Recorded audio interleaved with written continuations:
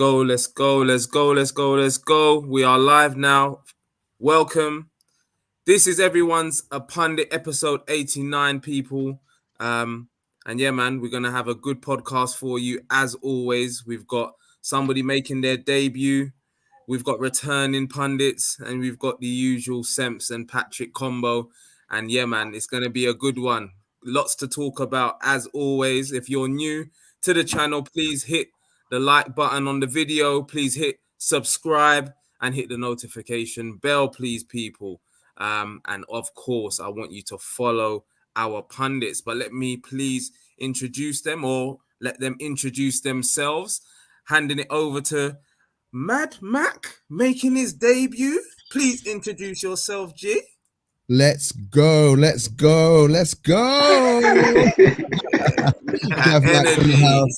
Representing MAD Sports Network. If you put it into Google, our name comes up first. We cover a multitude of different sports, including football and real football, like when my boys won the Super Bowl a couple of years back. Stop that. Real football. This is real football. Soccer, as you fakes who say that real football is NFL. Football is football, yeah? So let's stop that. Wicked. Good to have you on. What are we calling you? Mad Mac? Gav? What are we calling you? Whatever you want to call me. You know what I mean? I'm an Arsenal fan, so like, I've been called a hell of a lot worse. I was a football referee for 10 years. I've been called many. Wow, serious? Yeah. Interesting. Yeah, I represent that hat a lot, the referee gang, so... Well, I'm calling Gav, man. We're gonna call him Gav. Gav is good, or Mad Mac Gav, but I'll call him Gav. He's good guys, good people. I'm calling him Mad Mac. Mad Mac, Madman for supporting Arsenal. It rhymes in it, so we'll call him that. Prime, please introduce yourself, please. Yeah, people. Vladimir Prime. If you know me or you don't, I'm from Football Terrace and the First XI. Thank you guys for having me back on. I enjoyed it when I was first on the first time, so yeah, looking forward to it. Wicked. Prime, you've been on a few times now. This must be like your third or fourth time on. Yeah, definitely 3 or 4 times now. Been on more than once, man. It's always a pleasure having you on, Prime, and getting your thoughts on things. We don't always agree. We may not agree today. We may agree on some things, but you know, it's always good to have you on, my guy. Semps, with those sort of numbers, you might as well call him a co-host now, right? Yeah. Ooh, Mr. Prime. Yeah. Nah, he has to get into double figures first before we can. Sweet P. Yes, what's happening, people? It's your boy Patrick Tyrant, aka Young Swaggy Daniels. When you see the T, you see the P. When you see the P, you know, represents T. Let's go. Let's go. And I am Semps, people. And as I said before, please hit the like button, subscribe to the channel if you're new. So let's get into today's episode. And rounding up the games from this weekend, we had West Ham play Chelsea at home. West Ham 3, Chelsea 2. That will be the first game that we discuss today, because that was probably the biggest game of the weekend. So we'll discuss that one. Newcastle got their first win as well. They beat Burnley 1-0 at home. Southampton won, Brighton won, and Liverpool got a late winner against Wolves. They beat Wolves 1-0 away from home. Watford won, Man City 3, Leeds 2, Brentford 2, and Manchester United 1, Crystal Palace 0. Ralf Rangnick getting off to a perfect start. Tottenham 3, Norwich 0. It's a good win there for Tottenham. It was expected. And Aston Villa 2 and Leicester 1. And we are going to touch on that game as well, because Leicester continue to fall back, man. Don't quite understand what's happened over there, but we'll touch on that and discuss and hear you guys' views. But yeah, man, as I said, first place to start this weekend is the big one, West Ham 3, Chelsea 2. Prime, did you see that coming? Oh, he's frozen. Let it go, man. Let it go. I like that. Oh, man. So I'm thinking, is he doing this on purpose? Yeah, it looks like he's frozen. Oh, okay. You're back. You there, Prime? Prime, we didn't catch you from the beginning. Oh, gosh. We got some technical issues, people. For those of you that are listening on the audio, we can't seem to pick up Prime. Let's get Mad Max's views on the game until we can get Prime back properly. But hold on. He looks like he's Prime. Are you back? Oh, Dan United. Shout out to Dan United in the comments. Chelsea's performance summed up. Chelsea's performance summed up. Yeah, hear me now. Prime freezing. You're cutting in and out, Prime. It's very sketchy, very patchy. It's not. Yeah. Oh. Hear me now. We can hear you. It's coming in and out. In and out. He's got maybe go away and come back. Prime and that's what he's doing. But Mad Max, what was your thoughts? What were your thoughts on that game? I think it's about time that we honestly and truly put a bit of respect on West Ham. Because I still think, regardless of whatever result they pull out, it's almost like, yeah, but can they do it this week? Can they do it that week? And all the press when they lost against Man City was all about, oh yeah, see, they've been found out now. They can't compete with the big boys. This, that, and the other. The top six is going to be the original top six. All that sort of stuff. And, that sounds like you're speaking about somebody.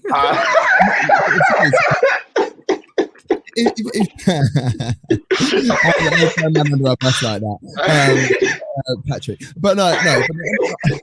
On a level, it's a case for me that it's almost, remember when Leicester won the title, and every week when they got a result, it's like, yeah, they did well, but what about when they come up across this person? What about when they come across this person? West Ham don't care, and what I really loved, which is something that I actually hate normally, is the fact that they set up to not lose the game. They went 3-5-2. In effect, it was a back five when they were defending. When they were going forwards, it was more of a traditional three at the back. They wanted to ensure that they did everything they can. Like the two goals, one of them was from a set piece. The other one they couldn't really do much about, but they didn't really allow Chelsea to assert themselves in the Chelsea way. I was a big fan of that. And going forwards, they were quite exciting. They were quite attacking. Jared Bowen, what a lovely goal that he scored. J5 proving why he shouldn't have been the top 3 in the Ballon d'Or. Let's not do that. He's the third best player in the world. It's not disrespectful. Facts over agenda on this show, right?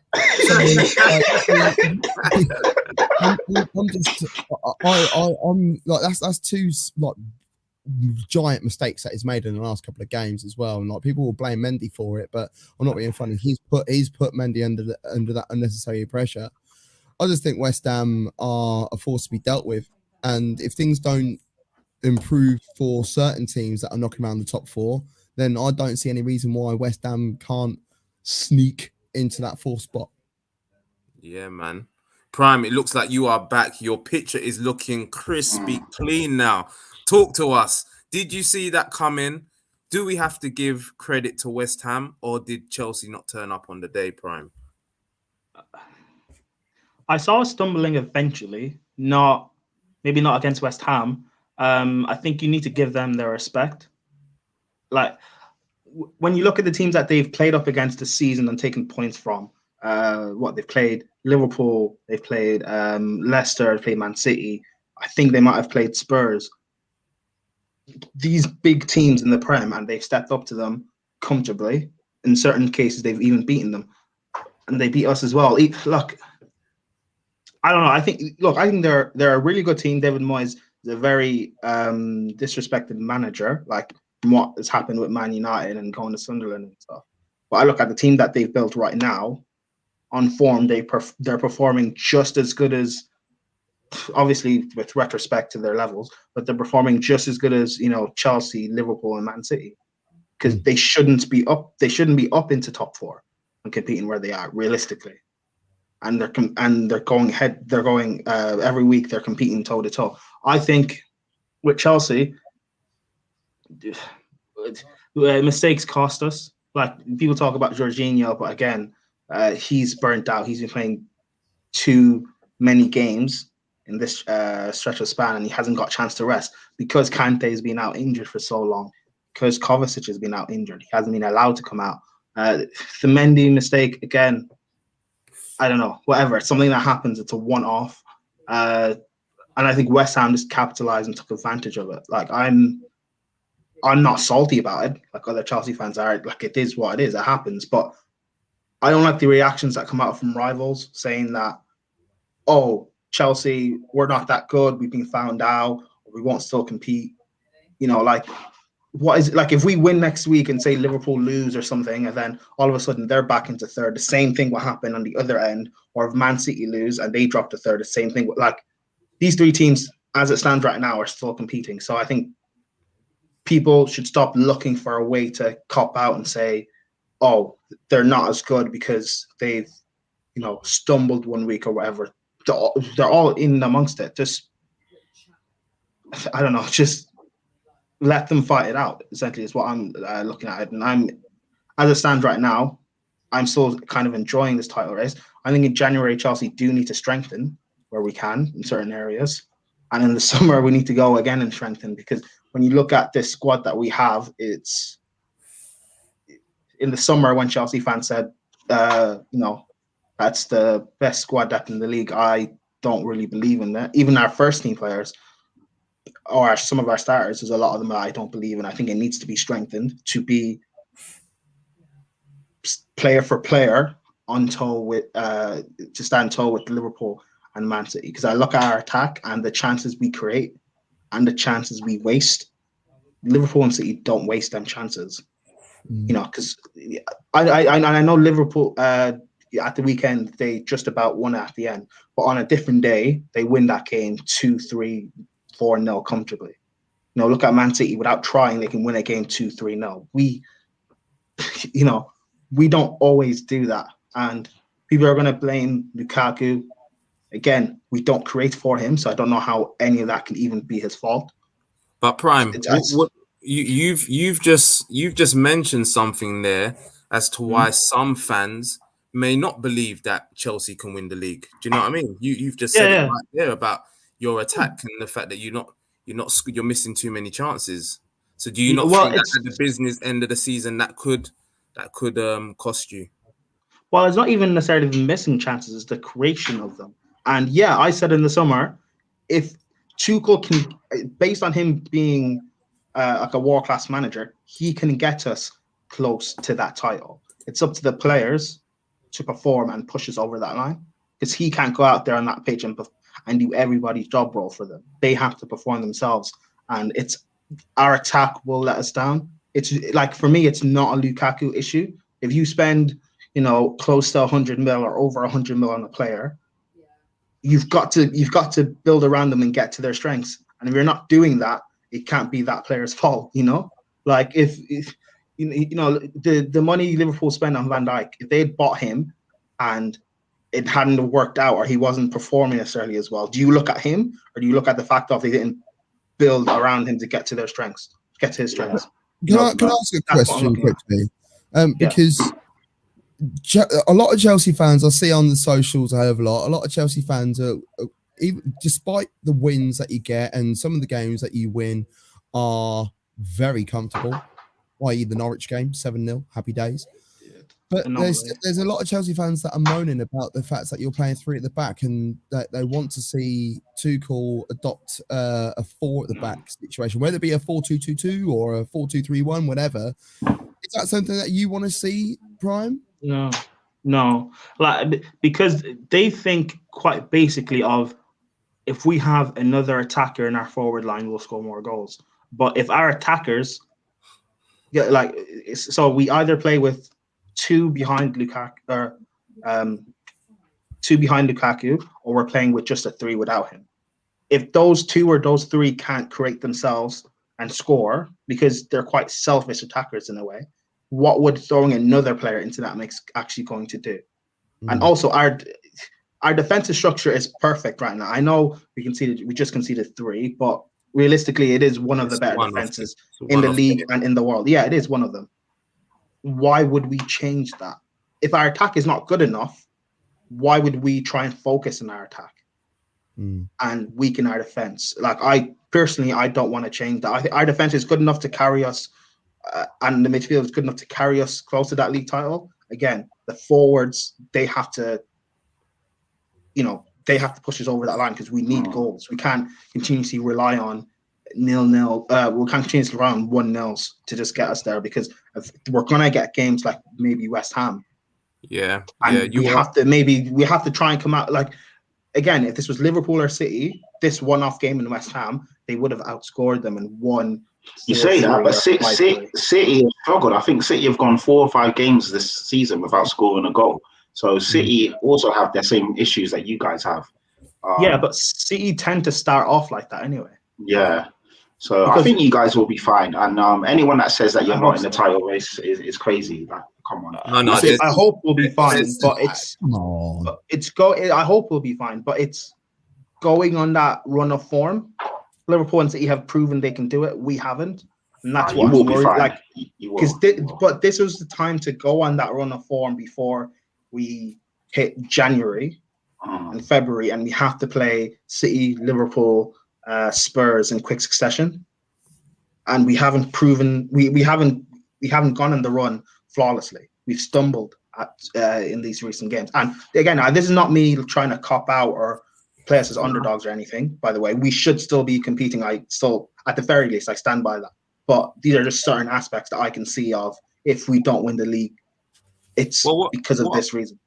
What I would say is when it's tight at the top, isn't it? And it is just one result, so I won't be getting too carried away in a title race. Teams are gonna drop. Liverpool will drop points. City will drop points as well. It's gonna happen. So this is just one of them games, and you come up against a West Ham team who look about it. Pat, you don't seem to agree though. I don't like. I messaged you and I was like, it's time to give West Ham their flowers. You was like, no.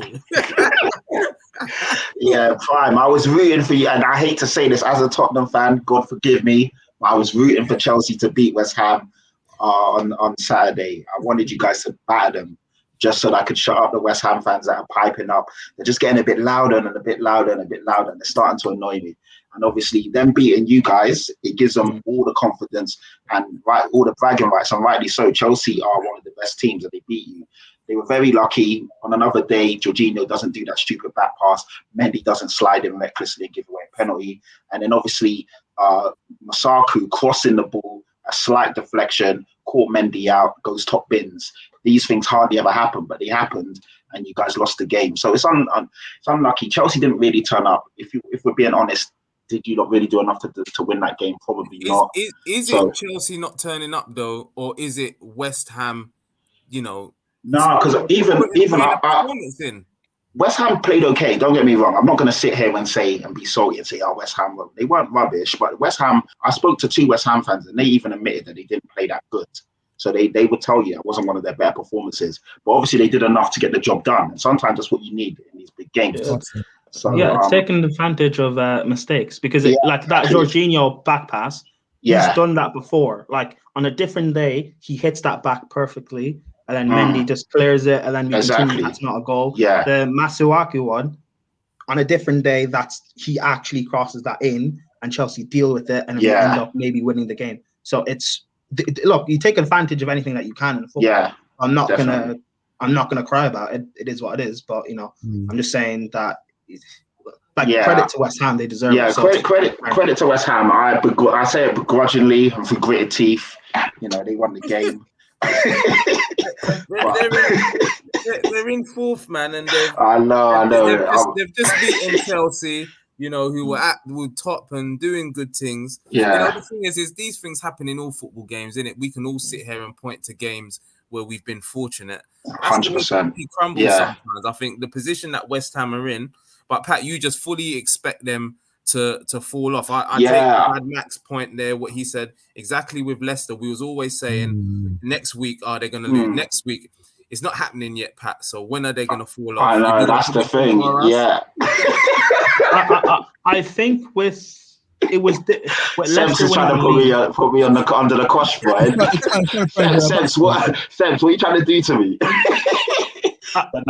You know what? I'm going to check their fixtures right now, and then I'm going to let you know when I hope they start dropping points. They're guaranteed 3 points on the 15th of December. Is that when they play us? Are you trying to be? They play us. Oh, that's what they play you lot. Oh, jeez. Yeah. Careful. Don't let the Arsenal boys hear you say that, man. They're not going to be happy. We're gonna move on. Keep looking, Pat, and then you can. Yeah. Okay, so they got Burnley coming up. Then they've got Arsenal, like Gav said. Yeah. Hold on 1 sec. Then they got Norwich. And then then they got Tottenham. That's a juicy one on the 22nd of December. That's in the cup. EFL though. Yeah. Southampton, to be fair. Their run of games until they play Man United on the 22nd of Jan. To be fair, well, against Arsenal game should be a good one. Yeah, Arsenal at home should beat them. If we're being honest, if Arsenal got anything about them and really want to cement themselves as a top 4, top 6 team. Belly, Patrick, you know this. The only thing I'll look at West Ham is they're still playing with no pressure, even though I think they're 4th now. They're still 4th. They're still playing with no pressure because Spurs have Conte. United, they now don't have that Ollie tax thing around them. Arsenal are supposed to be favourites for top 4. West Ham, even though they're still in there, they don't have the pressure. Yeah, it's correct. when it gets to March, when it gets to April, when you have that pressure of you've been there for so long, you only have a month or 2 left of the season to get over that line. Can they do it? Because we've seen the past 2 years, Leicester have fallen away when they've been expected to just push over that line. Even last year, Prime, West Ham fell away. West Ham were in that top 4 for most of the season, if we're being honest, and they fell away. I think West Ham have been quite fortunate as well. Injuries, Antonio and Declan Rice. If they lose any of those two, they're in big trouble. But we said that when they if they lose Soufal, and then we never said that about Soufal.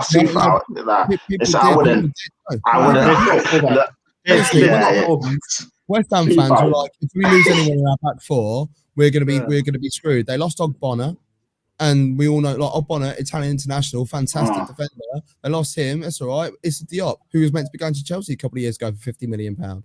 He could barely get in the team at the moment, and even with Ogbonna's injury. But they've been able to bring him back, and he's been able to do bits. All right, Gav, where do you see them finishing?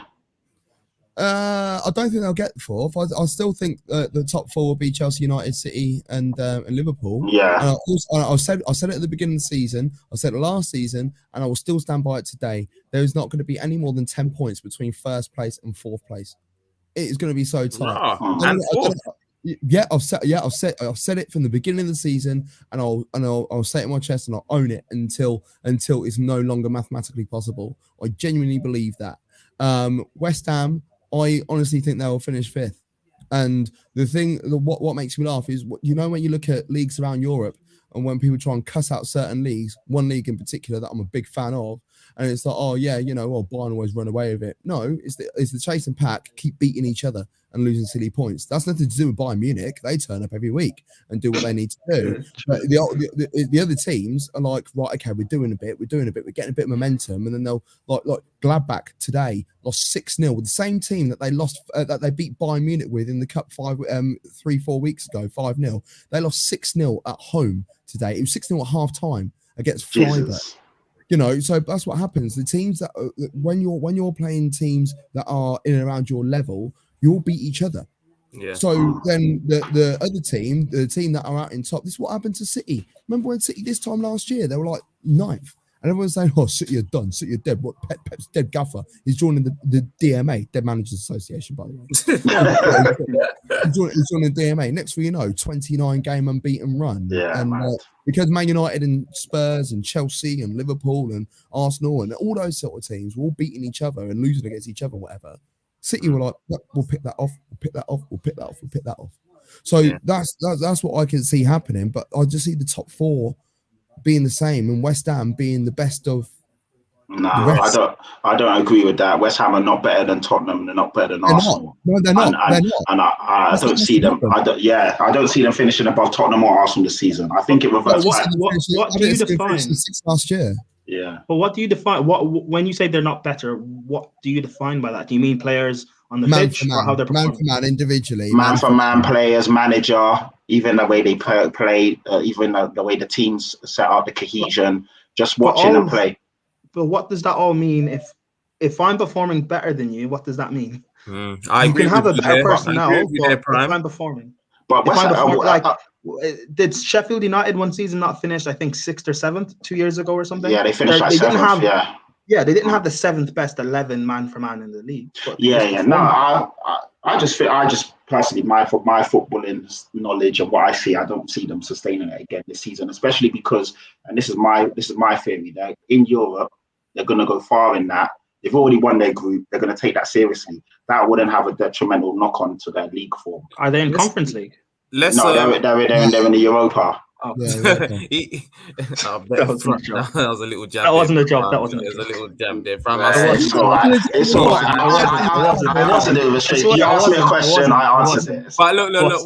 We have to move on, gents. For those of you that are new people watching, please hit the like button, please. If you are new to the channel, hit the subscribe button as well. Pat, just moving on to Tottenham, because you lot got 3 important points today.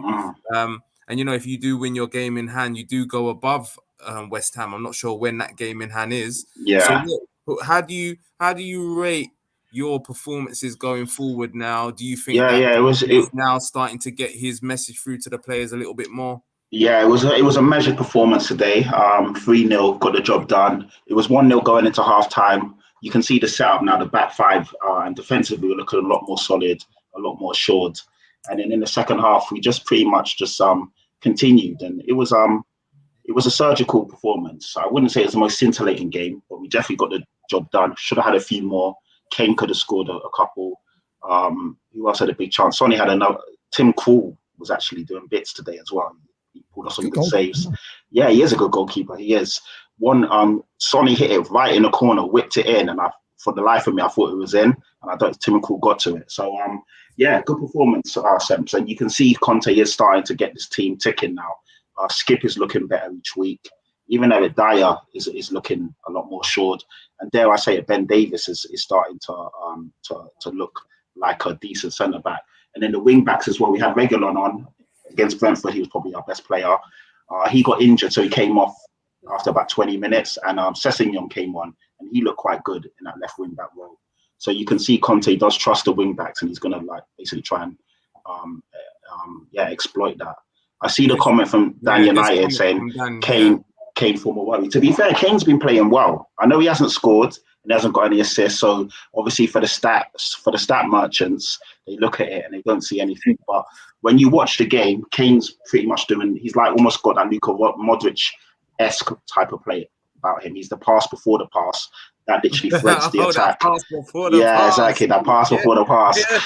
So on Thursday, it was him that set off our second goal. He put in Reguilon. Reguilon whipped in the cross. Son scored. Today, Kane was pulling strings, pretty much, passing, neat passes, spraying the ball. And he should have. To be fair, Kane's been a bit wishy-washy one-on-one because he could have had 2 or 3 goals in the last 2 games. So he's getting into the positions. He's just not tucking them away, but I think that will come. So I'm not too worried, to be fair. His movement is good. It's crisp.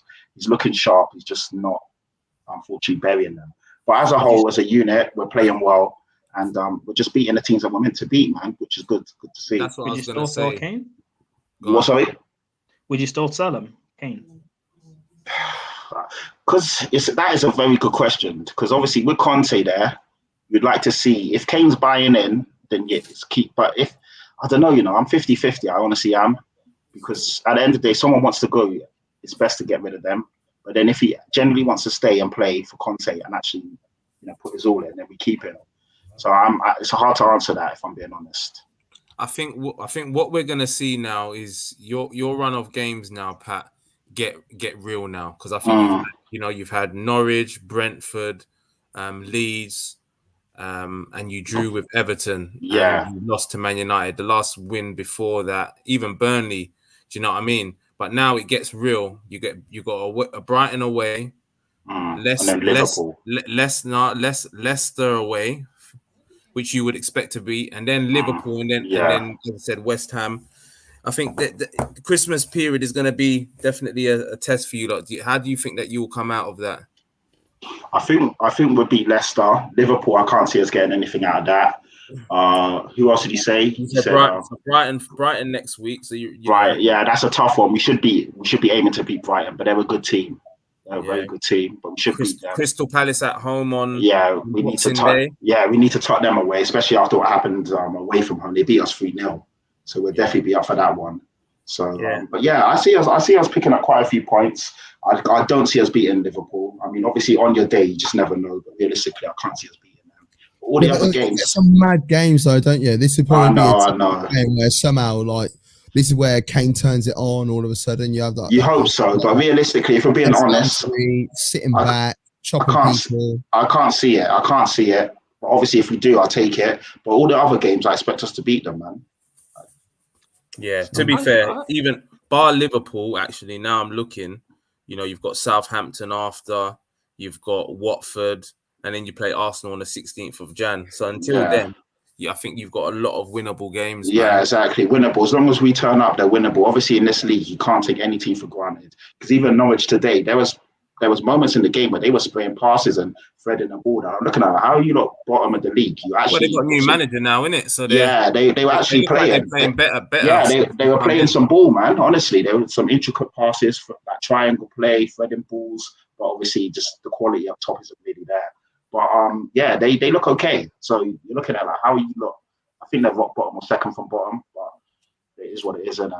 You got you got Burnley, Norwich, and Newcastle all bottom on 10. There you go. 3 points off safety now. Like things are changing at the bottom. There's new managers around. Newcastle picked up 3.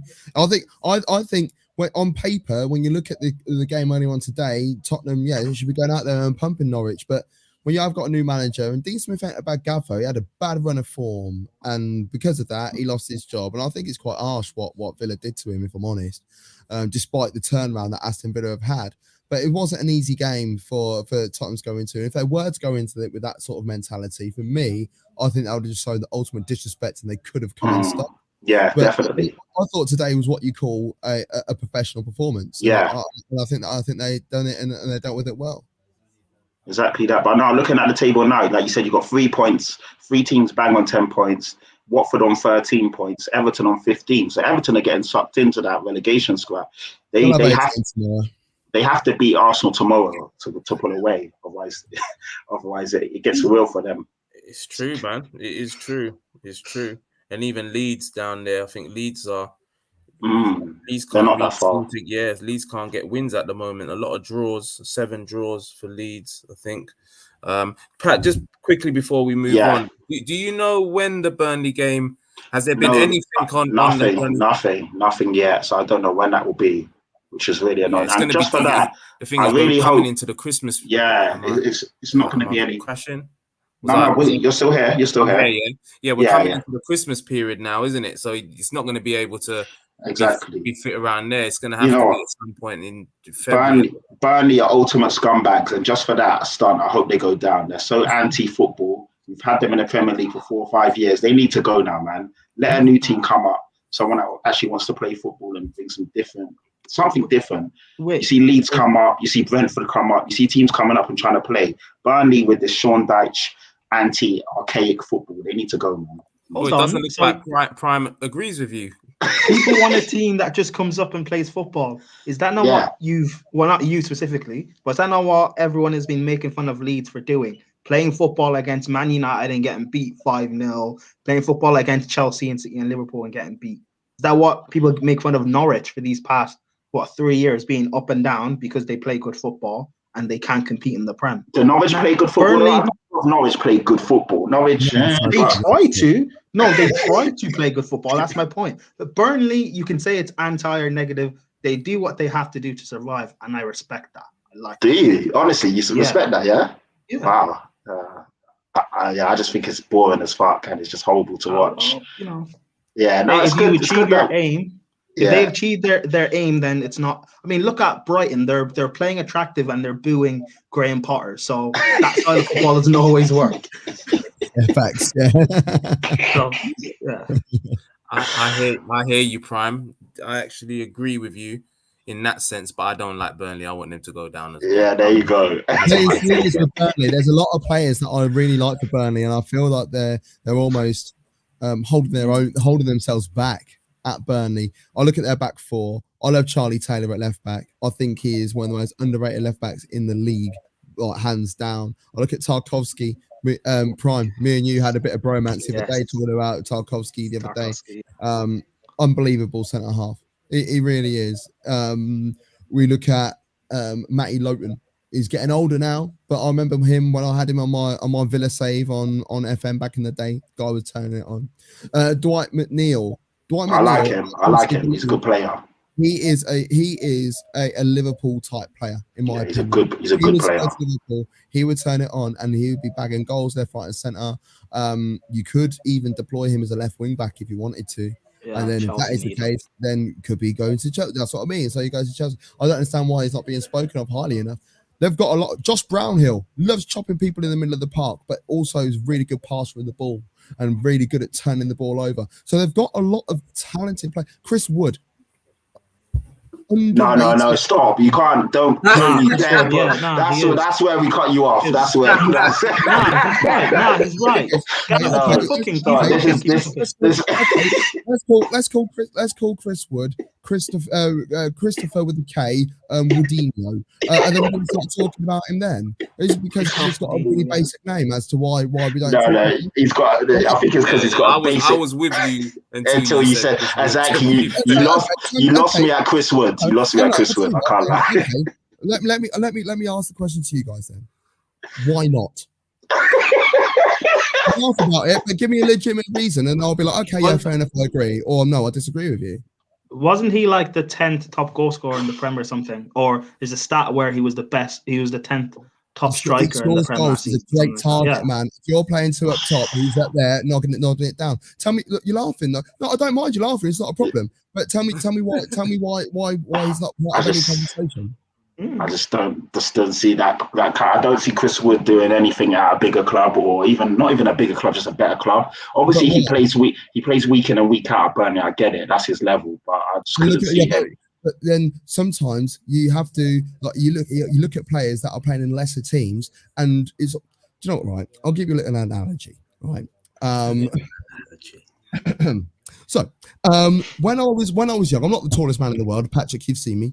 I'm not the tallest man in the world. And when I was a kid, I used to have this little rally bike. Wasn't very big, no gears, nothing like that. And I used to fall off that bike all the time. And my mum told me that I was never, ever able to get a bigger bike until I learn how to ride that bike first. So my cousin comes round. He's got a big bike, 15 gears, doing all this sort of thing there. I ride it, and I ride it like a G. And she was like, the reason why he can't ride that little bike is because he needs a bigger one. So that's what I see. That's what I see for a lot of these players. Right? I like it, but it's true. Sometimes these players that are playing for lesser teams, if Chris Wood was 23 doing these sort of things right now, we'll be talking about him more. But because he's 29, we're like, we've got decent players whipping balls. We know that he can pick anything out of the air. So if you've got a decent person, if you've got anyone decent whipping balls in for him, is it kind of like how everyone praises Dominic Calvert-Lewin for being brilliant in the air? Exactly that, because Calvert-Lewin's 24, maybe 25. Yeah, he's young. Younger. Yeah. I'd rather have Chris Wood in the air than Dominic Calvert-Lewin, and I'm saying I'll say it with glasses off. I'm not sure about that. Dominic Calvert-Lewin scored a lot of goals from set pieces or from the air last year. And obviously, Dominic Calvert-Lewin, I'd probably say, is a better all-around player than but he's got Junior whipping balls in. Yeah. The guy that we're not allowed to talk about on any social media because of things that he's done off air. Of course, He's whipping balls in. These James Coleman, Digne. James Coleman whipping balls in. When you've got someone decent whipping a ball in, we need to have a conversation. When Jack Cork's whipping the free kick in. I hear you. One of those agree to disagree things. Yeah. Well, you made some valid points though. So yeah, fair dues, man. Fair dues. Well, we can all keep an eye on Chris Wood a little bit closer, see how he gets on over the next season, and see if Burnley get relegated. It will be interesting if they do. Very, very interesting. Let's move on to the next game, which is Manchester United 1, Crystal Palace 0. I'm going to come over to you first, Prime, because I know you hate Man United. So what's your thoughts on what's been happening over there? And I don't know if you saw the game today. You probably didn't because it wasn't live on anything. But yeah, what's your take on the whole Ralf Rangnick appointment? And and Man United situation? I think it's quite interesting. He's, one of the godfathers and stuff of football, similar to Bielsa. I don't know much about him as a manager.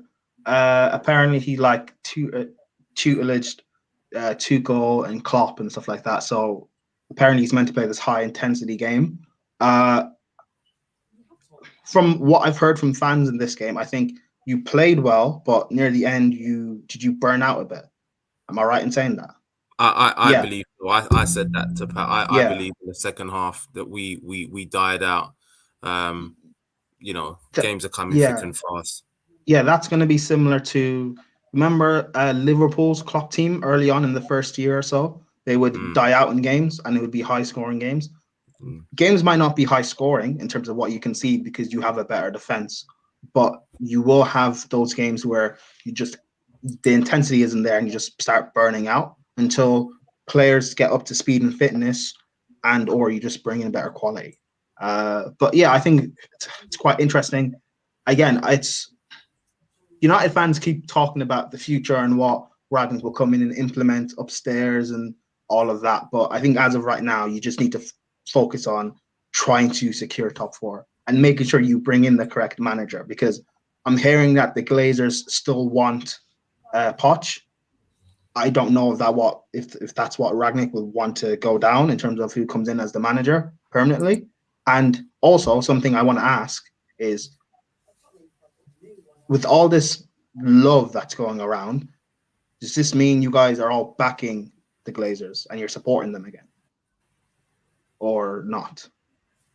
So you're gonna have to ask. My internet is bugging. So if I do come out, Pat, you're gonna have to control. Yeah, please. that's cool. I didn't hear anything you just said there. You said I want to ask, and then I want to ask with it seems, I'm afraid this might. I don't want this to sound like I'm being salty, but this might be a repetitive cycle. No. I respect Man United. I like them as a club, but I'm afraid this might be a repetitive cycle. You bring in a manager, you sign a big player. There's hype and praise around things that can go well, things go bad. The manager gets blamed, or the player gets blamed, or whatever. Then someone gets sacked. You bring in a new guy. There's a bounce. There's praise again, and then you sign another player for big money. It's just a bit of like a repetitive cycle. That's what I'm just asking. Like, do you guys trust the Glazers that they've got this right? Because I don't know if this is part of their plan. I didn't hear of Ralf Rangnick 6 months ago or a year ago being linked to Man United. All of a sudden, in the past month or so, he's linked and you guys sign him. Like, are you guys all loving the Glazers again, or do you have a worry in the back of your mind that this might not work out like it was supposed to under Van Gaal, one of the greatest of all time, under Mourinho, David Moyes, who you guys were supposed to trust for a few years to build something great? Do you have a feeling it will end up being the same thing that's happened in the past? Looks like Semps is lost Semps. Yeah, my bad. That was a bit of a long question as well. No, so I wait till he comes back. But to be fair, it's an interesting one, because I think the Man United fans, yes, they're happy with what's been, Rangnick being appointed and the fact that he's going to move upstairs. A few of them have worries that if he does well, will he try and stay on as manager, and will they essentially do what they did with Oli? Because I heard Rangnick's first presser, and he even said that he's not sure if he does well, what will happen, and they have to adjust that as it happens or as the time comes nearer. And I was thinking, hold on, I thought you're definitely going upstairs. Why would you even put that out there? So that's quite interesting. I'd like to hear what Man United's fans' thoughts are on that. What's his? Oh, he cut out. He's probably going to. I'll bring him back in when he comes back. What's his job role? Because I not now, but when he comes I'm hearing consultancy. Yeah, he's not really, because they're saying that he's a consultant, or he'll be in as a consultant. That's not a DOF, is it? A consultant is somebody who gives advice, but you don't have to take it. A consultant is somebody who... DOF. Yeah, that's it. It's not the same. So that's quite interesting as well. So we have to hear what we'll see how that transpires, because a DOF like Paratici, or like who you guys have, he is in charge of transfers, bringing people in, moving people on, etc., etc. Where a consultant is, oh, by the way, we think you should do this, or I think it doesn't mean that they have to take it. So I know. So Stabby saying DOF, Stabby, that's not what I'm seeing. I'm hearing consultant, and even when they did the presser staff, they said that he's coming in as a consultant. And say he is coming in as a director of football. Yeah. Do you then trust the Glazers?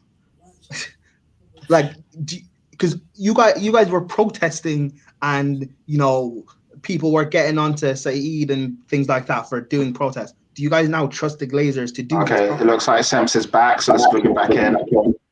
Semps. Yo, I can hear you.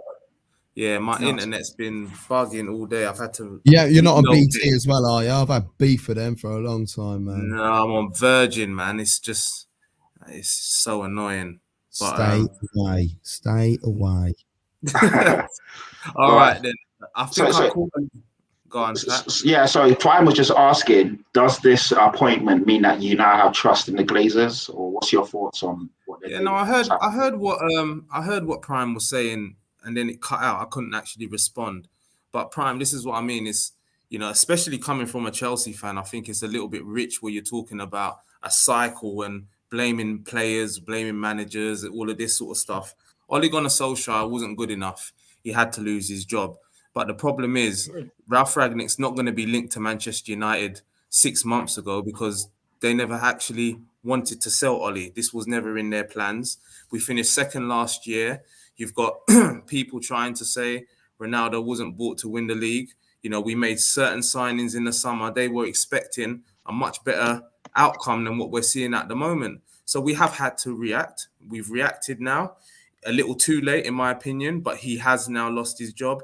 We've got Ralf Rangnick in. And what do you want us to do now? Do you want us to go and make another wrong appointment?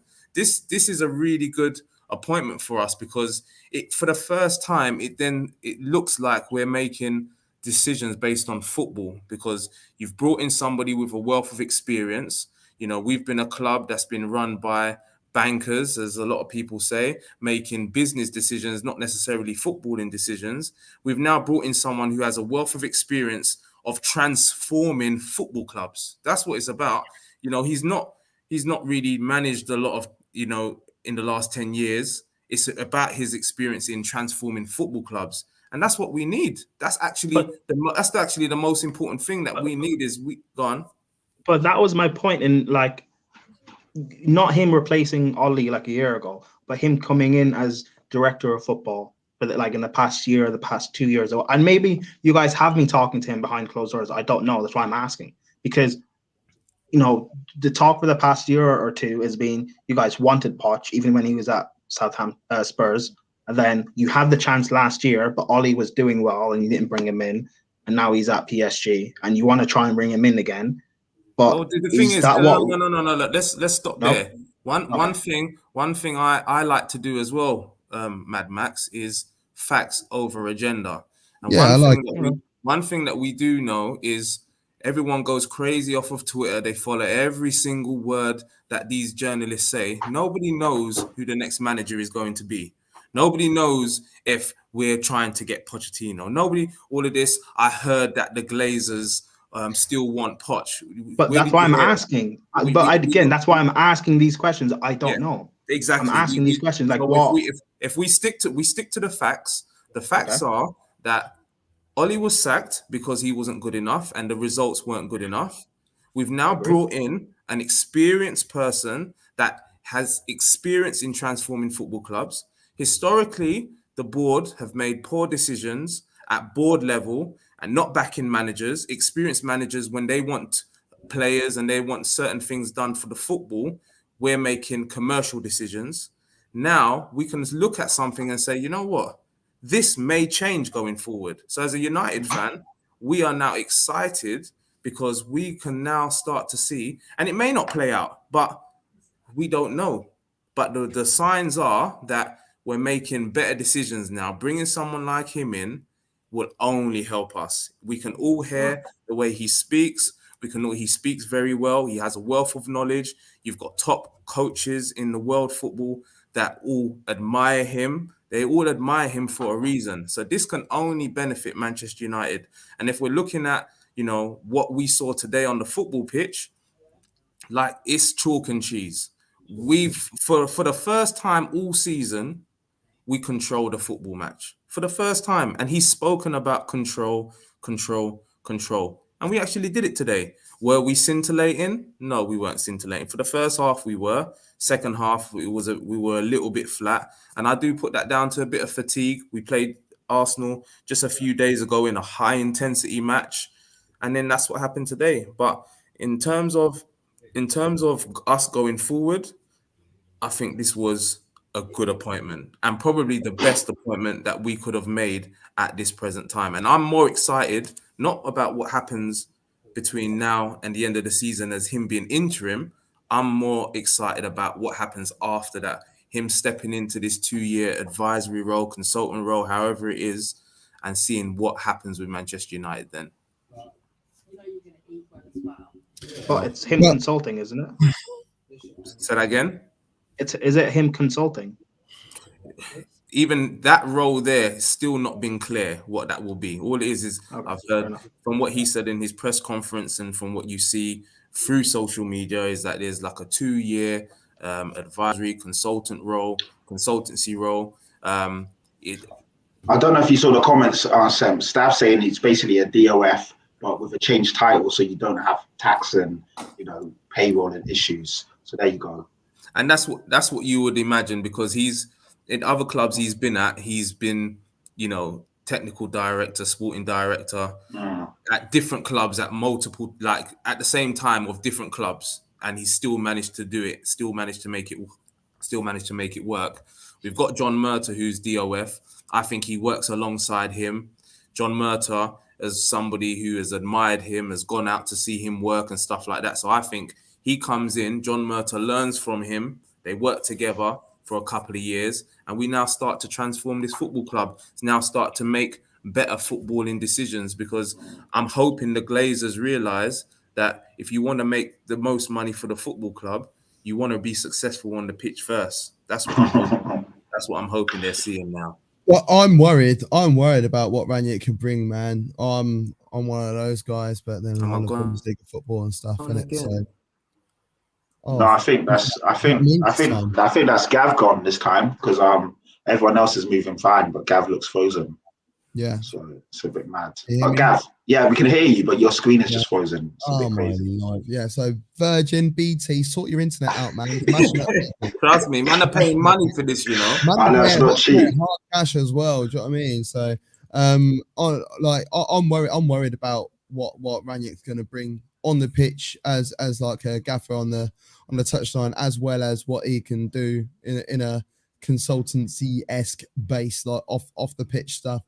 The guy is a mastermind tactician, and when you've got the riches of Man United and the pull of Man United, then to have someone like him, it's going to be a scary time for many a club. And I think people need to be more. I think people need to understand it. Do your research, if I would say, because there's still quite a lot of people, whether you're in the know or not, that don't really know much about him, which isn't a bad thing. Some people know more than others. That's okay. But look outside the Prem and have a look at other leagues and what he's done to help change things. Like look at Arsenal and Arsene Wenger. Like, you can say that, oh yeah, he only won 3 league titles in those 20 years, but he helped revolutionize football as a whole. Do you know what I mean? So then, like, that's how he got his respect levels, and that's how we need to look at this similar thing. This is why we need to look at Rangnick as well, the way he can revolutionize football with his tactical mindset. I just think it's he's already revolutionized football. If you're looking at 3 of the top coaches in the world, they all were under his tutelage and learned from him. So your Klopp, Nagelsmann, what was it? Who else? I mean, there's so many.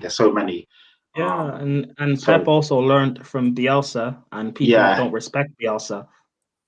So I don't know. But people do respect Bielsa. Yeah, people respect Bielsa. No, but a lot of hate and disrespect. Maybe because what he's because of this Leeds team or something, but people don't give him the respect that he should have. I think it's easy to throw a bit of shade on Bielsa because, yes, people say, what has he won and this and that. But if you actually look at what he's built and, like you said, the people that he's coached, even Pochettino is a Bielsa disciple. Guardiola is a Bielsa disciple. So a lot of these top managers have all come from either Bielsa or not Nagelsmann or Rangnick.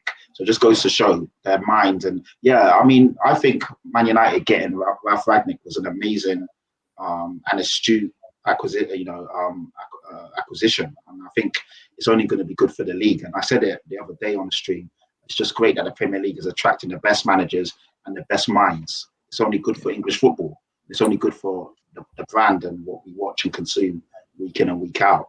So, like Sebs has said, I haven't seen the game yet. I've got it set on to record on Sky because obviously it wasn't a game that was aired on normal TV or on the channels, as per. But I really want to see the difference in what he's done already in just 1 week.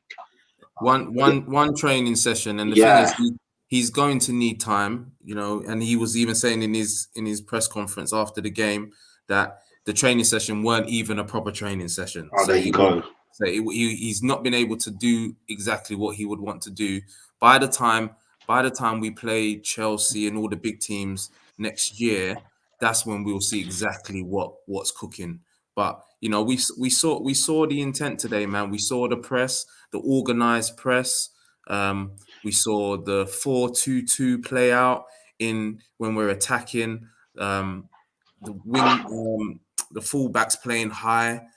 What I will say as well is, I don't think we're going to see Wan-Bissaka much between now and the end of the season. I think Dalot has come in and has really said, you know what, I'm taking my chance. And he was really good again today. Dalot was. Telles was good again today.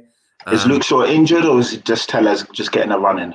Luke Shaw's injured. Okay. And Wan-Bissaka was injured against Arsenal as well.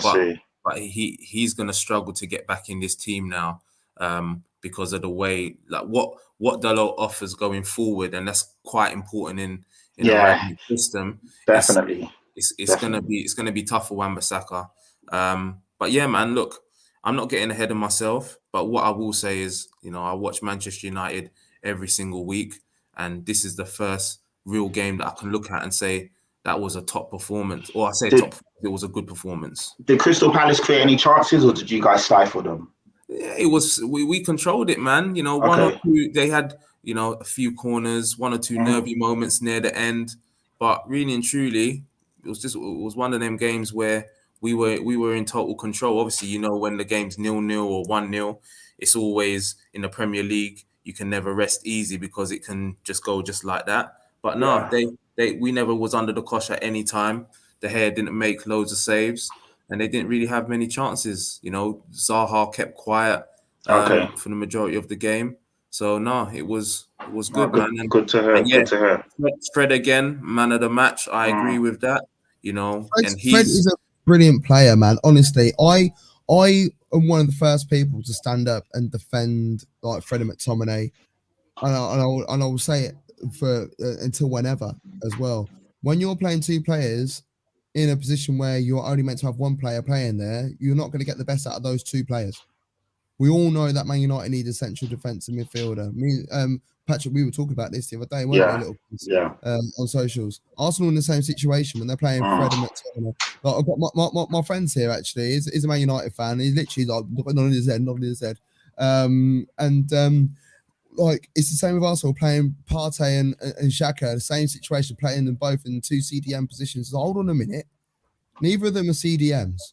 So why are we now sacrificing one position by playing two players there?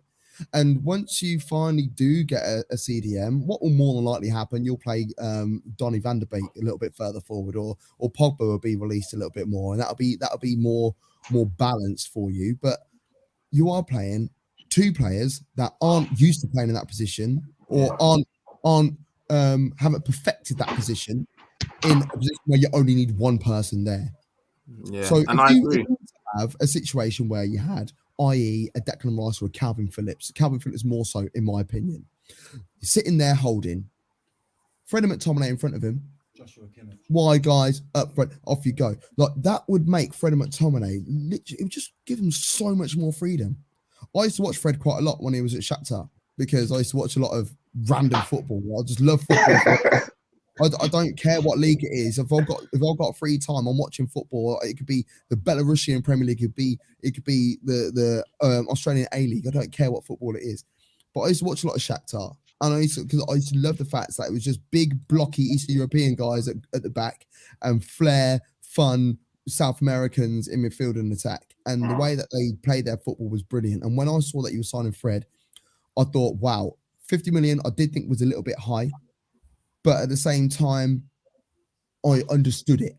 I understood the reason why you were spending that sort of money. And if you'd picked up the Fred from Shakhtar, we'd be seeing a talent performing right now. But we're having to put him in a defensive midfield position. That's not where he's meant to be.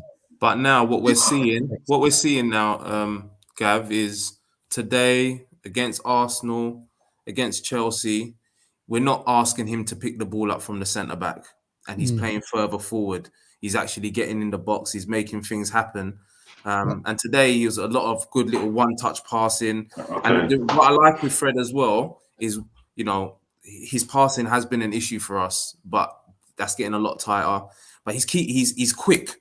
McTominay gets the ball, and it's like McTominay has to process in his mind, what do I do now? Whereas Fred is more instinctive. He gets the ball, boom, and he keeps it moving. He keeps it moving quickly. And this is what we were doing today. We were moving the ball quickly, is what we've not done under Ollie. We're far too slow. We don't shift defenses. So yeah, man, big up man like Fred. And I do think that he's going to play a big part under Ralf. Scott needs to hold bench. He's not good enough. and I'd like to see Donny van der Beek come in, but I guess I do understand Donny van der Beek and Fred playing together. You'll get overpowered. You'll get overpowered in the game. I would have a Matic in there, you know, for now, but Ralf will sort it out. Ralf will sort it out. We're cutting close towards the end. Yeah, let's quickly touch on Aston Villa Leicester game. Yeah. Because Leicester was surprising me this season. I did say I think the top six will be, or what we call the traditional top six, will finish in the top six positions. So your West Hams and your Leicesters, who are obviously the challenging teams for that established top six, will fall out. And I've been disappointed with Leicester. I want to hear your thoughts, Prime. What do you think of Leicester so far, and why are they dropping points left, right, and centre? Been very poor this season. Is it expectancy? Like the expectation of they're supposed, at least for me, like after they'd, won the FA Cup and then won the Community Shield, beating Chelsea and City, respectively, I thought this would be the year that they can now just stay in the top four throughout the whole season and just establish themselves. Because the past 2 years, they should have done that, but you can say injuries have affected them, or maybe the mentality near the end. But I thought winning a trophy would help that. And I don't know what it is, why they've been poor, because in Europe, they've done quite well, to be fair, at least from the few games I've seen. Yeah. So I don't know exactly what it is. They've got, like, the acquisition they brought in, Sumare, bringing in Patson Daka. They've got Ademola Lookman, bringing in good signings. They've got a good squad as well. So I don't necessarily know what it is. Does he have to be sacked? Because that's what I was going to ask you. Do you think it may be Brendan Rodgers taking his eye off the ball because he was linked with Tottenham, he was linked with Man City, and he was also linked with United? So yeah, I don't know what it is. Maybe he would have to be sacked. But if he gets sacked, does that affect his chances getting a City job or a United job? Maybe, I don't know. And also for Leicester, when you look at some of the managers that are available, I saw this Jesse Marsch from Leipzig. He looks like he's close to being sacked. That would be a brilliant signing. He got sacked. He's gone. Oh, yeah, wow, so he's gone. That'd be brilliant for them to bring him in. Or if they could possibly maybe some way get Ten Hag or something, or someone like, I don't know, if they can bring in a quality manager because they've got a good squad. Yeah. Like, who knows what they can do? I think with Rodgers, unfortunately, it's just I don't know. It gets to a stage where he can't push them over that line, and it's just kind of burnt out. It's unfortunate because I really like Brendan Rodgers, but he might have to go during this Christmas period if he doesn't fix up. Gav, what's your thoughts? What, on the game as a whole, or what we're just speaking about? No, there? just more about Leicester falling off, I think, and Brendan Rodgers. I mean, like, I just last year we were saying, oh, you know, like when Ndidi gets back, everything be all right, and I think they're almost like a little bit heavily reliant. Almost, I actually think there's giant complacency coming from Leicester. They are missing defensive like cover. You know, Fofana, how good was Fofana last season? He ain't there. James Justin, he's not there at the moment. Yes, you know, yes, so like, yeah, and like Soyuncu hasn't come back from the Euros in the way that most players from the back of Euros haven't really been performing, no matter what country you're from. So, you know, I just think there's a lot of confidence issues. When things are going well for Brendan Rodgers, we have all seen how well things go. Like when Liverpool were flying and he was at the helm, Liverpool were flying, unbelievable. When Liverpool hit a bit of a run of form, when it fell out of form, he didn't know how to turn it around. He's a winning manager. He doesn't have the mindset or the mentality to turn things around, and when things are going bad, to pick the boys up. I think that's something that he's probably going to have to work on, and that's happened at every club he's been at. Fair dues. It'll be interesting to see what happens with them. The thing about should he get sacked is how far do they have to fall for that to become a question? I know, because they're about 12th at the moment, aren't they? Which is for Leicester, finishing 5th and pretty much being in the top 4 for both of the last 2 seasons. That kind of stinks. So, you know, they've got Newcastle on the 12th of December. But they've got Napoli beforehand in the Europa League, but they've already qualified, so they'll probably put out a B/C team just to test some guys. Could that have been a reason though? Because we know how hard it is to play in Europe and then play on the weekend. Could that be something that is impacting them in their league form? Possibly, but they have been doing that for last year as well. They were in Europe last year as well because they finished 5th the year beforehand. So they're kind of used to that now. So I don't know if that's the same excuse they can use, like a West Ham can use. So I'm not sure. I personally think like Prime and like Gavin said, it's all to do with Brendan Rodgers.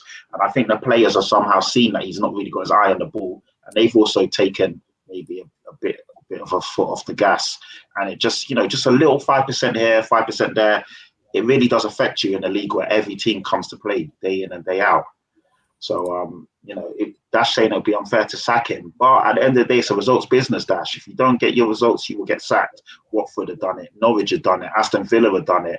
No manager is immune from getting sacked in this league. Everyone needs results. And you know, before you know it, you could get dragged into that relegation scrap, which for a team like Leicester, as much as they've been really good, they've also been on the other side of it as well. When Yeri got sacked because he was almost flirting around that relegation zone. So, you know, it can't happen. Yeah, man. Just one more thing I just want to get Prime and Gav's thoughts on before we wrap up. I did want to speak about the Man United and Arsenal game with you today, Gav, but we're not going to have time to do that. Maybe we'll chop it up on Twitter.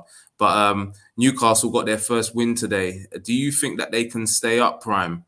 Newcastle, and then I'll go and get your thoughts on it as well, Gavin, and we'll wrap up today. Prime, you there? Depending what they do in January. Can you guys hear me? Yeah, we can hear you. We can hear you. Oh, yeah. But depending on if they can get some signings in January, but I genuinely don't know. Fair enough. Like, because they've got the quality that they should stay up. But again, I don't know. It's been too many losses and too many bad performances that, you know what, it's like if you lose one, you lose the other, and it just starts to spiral. But then again, all it takes is 1 or 2 wins in a row to get out of that rut as well. All right, boys, let me put this in. Sorry, Prime. Let me put this out there just for you to add some context. They got Leicester City on Sunday. Then they got Liverpool on Thursday the 16th. Then they got Man City on Sunday the 19th. Then they got Man United on the 27th. Then they got Everton on the 30th. So that run is mental. And if that Christmas period is awful, it's horrible for them. I don't expect them to get much out of that. It was so important that because I put a tweet out on how many points you reckon that Newcastle will get in the Norwich game and the Burnley game. For me, it's so important for them to pick up 6 points out of those two games. And after 9 minutes, when Kieran Clark got himself sent off, I was like, Newcastle killed it. in the mud. They are in the mud. But like the thing is, the Premier League is so wild, and like to be fair, like we could turn around now and say they're not getting any points from their next 5-6 games, but we know that somehow they're going to pick up 7 points. Or nah. Stop it. 7 points. Where they're going to come from, I can't tell you. I have no idea. Listen, just to add it again, they got Leicester, Liverpool, Man City, and Man United. They are not getting 7 points out of but even when they were worse than this, they've played against Man City and picked up points. When they've been worse than this, they've picked up points. Honestly, these are the things that they completely throw everything out into the mix in the Premier League, and that's why everyone watches the Premier League, and that's why it's such a wild league. Who would have had Burnley getting a point off Chelsea at that point? Who would have had Crystal Palace go to the Etihad and get 3 points? We laugh about it in like beforehand, but when we see it on a Saturday afternoon or a Sunday afternoon, we're like, hold on a minute. Gav's right. I mean, like Leicester are like we've just spoken about Leicester on their own run of form right now. Say they beat Leicester, it's not necessarily impossible or improbable that they can say hold off a draw against Liverpool or against City. Everton aren't playing well either. You mentioned, I think near the end of the month. Yeah. If they beat Everton, say they beat Leicester, beat Everton, and it's a point from Liverpool or City, that's 7 points right there. So it's not, the craziest thing in the world. Honestly, and only takes that game, grinding out a 1-0 win over a relegation rival, that might buoy them with confidence. And if they could get, say, like between now and the new year, they pick up 5 points, 6 points, and get themselves out of the relegation zone, that is going to make a massive difference to who they could potentially go out and get in January. If they didn't win the game and they're rock bottom, then you're looking at like buying like Gary O'Neill and them sort of man there again. Like, do you know what I mean? Like getting them out of retirement just to try and like washed up Premier League players that Danny Drinkwater will come in and try and do a job, all that sort of stuff. Whereas now, if they get themselves out of the relegation zone, like the difference of points at the moment, it's not out of the realms of possibility that they can find themselves in a rather lucrative position. Like they're in the bottom 3 on 10 points, right? They can win a couple of games. Next thing you know, they're 13th, and they might only be 4 or 5 points off the top half at that point. Couple of results going their way and picking up 3 points. Next thing you know, they're mid-table, and it's like, hold on a minute, where did that come from? Hold on a minute. But wicked. I hear you though, man. It's so tight down there, and yeah, man. They look. One thing that we haven't mentioned is the fact that they have got a new manager now, isn't it? So their fortunes definitely can turn around. But anyway, we have to wrap up now, boys. I just want to thank you, Gav. Thank you, Prime, for your time today on this Sunday evening. It's been a pleasure. As always, Prime, it's a pleasure having you. And I'll be honest with you, Gav, it's been an absolute pleasure having you as well. I've really enjoyed your views. And we definitely I feel honoured to be on your show, man. I really do. Really appreciate it, boys. No, man, it's our honour. We definitely get you both on again. Prime, can you please let the people know who's watching and listening where they can find you, where you're based, what you do? Let them know. Plug your stuff. I don't know. Yeah, you guys, again, like I said, you guys probably know me from the Football Terrace. Check that out. I'm also part of the First XI. But my own socials is down there and down below, Twitter and Instagram. So anything that I'm doing, probably on Twitter, actually, because I use that a lot. You'll probably know what I'm doing. Just follow me on Twitter. So yeah, thank you. And I appreciate you guys for having me on again. I appreciate it. Yes, sir. Yes, sir. Yeah. One thing I want to say as well, please go and follow Prime and show love to anything that he does. Prime is one of the first people always to be retweeting, liking, and sharing stuff. Always showing love, man. Real talk, Prime. I've messaged you like that privately. I really respect that and love for that, bro. So thank you very much. Gav, let them know where they can find you as well, please. You can actually find me in 7 minutes on my channel. Yes. Go. Live. We're going to be doing some chatting about pretty much everything that we're speaking about right now. Myself and Devo. You can see me on loads of different bits and bobs. I'm whoring myself out at the moment. Sorry, what's your channel, Gav? What's the channel called? Because you didn't say it. But for the people that don't know, say it, spell it out. MAD Sports Network. That's Mad Sports Network. Yeah. If you put it into Google, our name comes up first, which is so damn cool. We cover loads of different sports as well. We cover NFL, we cover darts. We've got a basketball show coming very, very soon. We cover a multitude of different leagues in football stuff as well. So we're all quite knowledgeable, relatively knowledgeable. Depends how you want to look at it. On social media at GavMac23, and you'll be able to see me chatting stuff about football and drinking beer. Wicked. Love it. Maybe Dash, you and Gav can hook up because you lot do cover various different sports. So Dash in the comments, maybe you lot can do some sort of collaboration. That'll be cool. Be down for that. Yeah, that'll be cool. Pat. Yeah, so obviously everyone should know me by now. Patrick Tyrant, aka Young Swaggy Daniels, all of that. And this is our show, my main show, which is every Sunday. And obviously it comes out during the week. And then I'm on the Football Terrace, the Top 6 show every Monday and every Thursday. I'm on coys.com, which is recorded on a Monday, and that's put out on all the socials. And that's it. So Views TV official, the TFT Top 6 show, and then the coys.com podcast. That's me. Wicked. And I am Semps, and this was everyone's a pundit, people, and these were my pundits. Until next week, we are out. I hope you all have a blessed week. Love and peace.